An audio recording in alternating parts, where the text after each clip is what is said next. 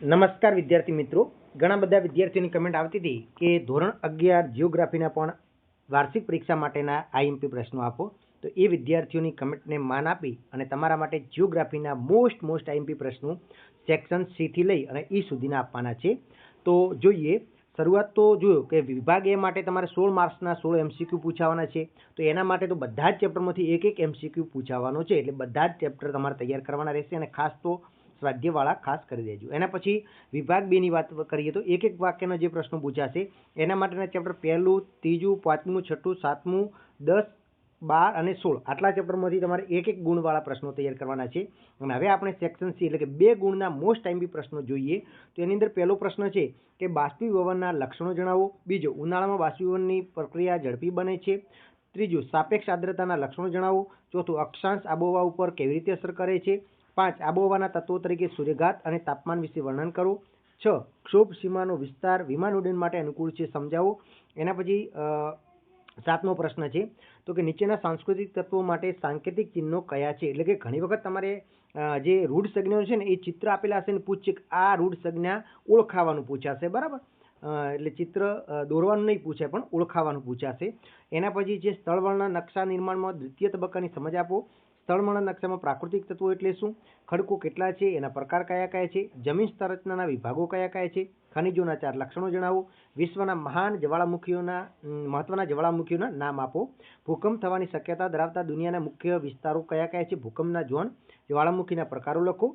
વસ્તી ભૂગોળ એટલે શું, ભૂગોળ કયા કયા વિષય સાથે અનુબંધ ધરાવે છે, હાલની વૈશ્વિક સમસ્યાઓ કઈ કઈ છે, અને દુષ્કાળ એટલે શું અને તે માટે કયું કારણ જવાબદાર છે. પછી ભૂસ્ખલન એટલે શું, તે થવાના કારણો, દુષ્કાળ વ્યવસ્થાપન જણાવો. એના પછી છે પૃથ્વીની આંતરિક સંરચના અનુસાર કેટલા વિભાગ પડે છે, સાયમા સ્તરના કયા ખનિજ તત્વો રહેલા છે, મિશ્રણ એટલે શું, અને ભૂમિગત જળનું નિક્ષેપણ કાર્ય લખો.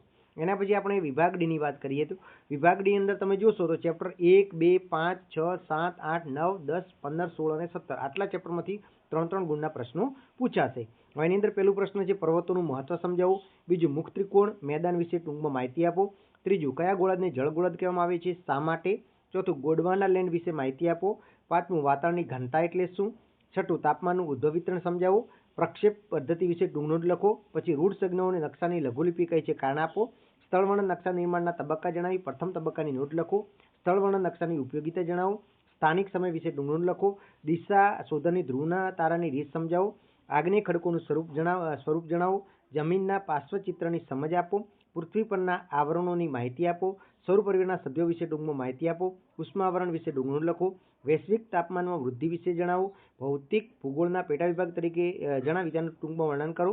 ભૌતિક ભૂગોળના 5 પેટા વિભાગો કયા કયા છે. અને ખાસ કરીને આની અંદર એક તમારે સ્ટડી બેઝ આધારિત એટલે કે ચિત્ર આપેલું હોય, કોષ્ટક હોય કે ફકરા આધારિત પ્રશ્નો પણ પૂછાશે. તો એ પણ તમારે તૈયારી કરવાની છે. ખાસ તો ચિત્રો જે છે ને એ ચિત્રો જોઈને જજો.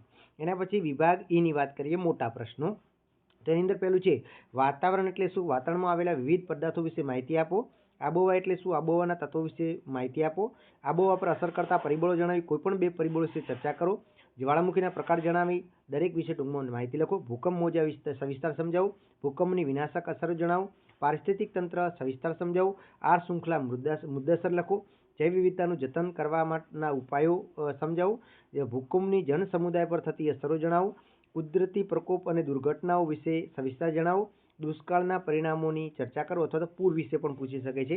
અને વાદળ એટલે શું ને વાદળની આકૃતિ દોરી તેના વિશે વિગતે જણાવો. તો આટલા પ્રશ્નો સેક્શન ઈ માટે તૈયાર કરવાના છે. આની અંદર પણ સ્ટડી બેઝ આધારે એટલે કે ફકરો પૂછે અને પછી એના પરથી 3-4 પ્રશ્નોના જવાબ આપવાનું પૂછી શકે છે, બરાબર. એ રીતે તમારે પ્રશ્નો આવશે.